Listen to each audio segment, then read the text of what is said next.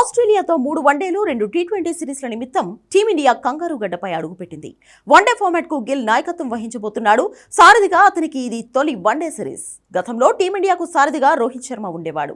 2027 world cup ను దృష్టిలో పెట్టుకుని టీమిండియా మేనేజ్మెంట్ రోహిత్ శర్మకు డిమోషన్ ఇచ్చింది. అతన్ని ఆటగాడిగా మాత్రమే పరిమితం చేసింది. దీంతో రోహిత్ ప్రస్తుతం వన్డే జట్టులో ఆటగాడిగానే మిగిలిపోయాడు.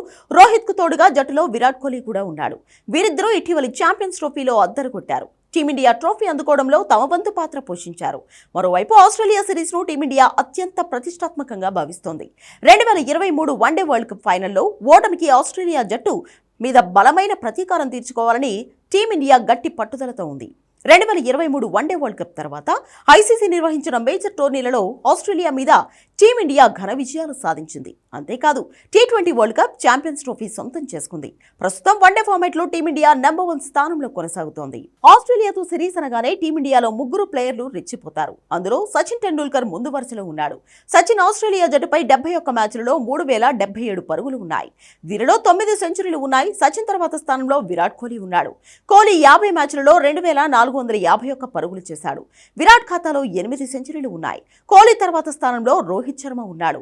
రోహిత్ 46 మ్యాచ్లు ఆడి 2407 పరుగులు చేశాడు. 57కు పైగా యావరేజ్ తో 8 సెంచరీలు బాదాడు. వాస్తవానికి ఆస్ట్రేలియా గడపై పోరు అంటే నేటి కాలంలో విరాట్, రోహిత్ రెచ్చిపోతారు. కంగారులపై దుమ్ము రేపే రేంజ్లో వీరిద్దరూ బ్యాటింగ్ చేస్తారు. ప్రత్యర్థి బౌలర్లకు ఏమాత్రం అవకాశం ఇవ్వకుండా ఆకాశమే హద్దుగా చెలరేగిపోతారు. ప్రస్తుతం జట్టులో యువ అనుభవజ్ఞులైన ప్లేయర్లు ఉండడంతో టీమిండియాకు అడ్వాంటేజ్గా ఉండనుంది.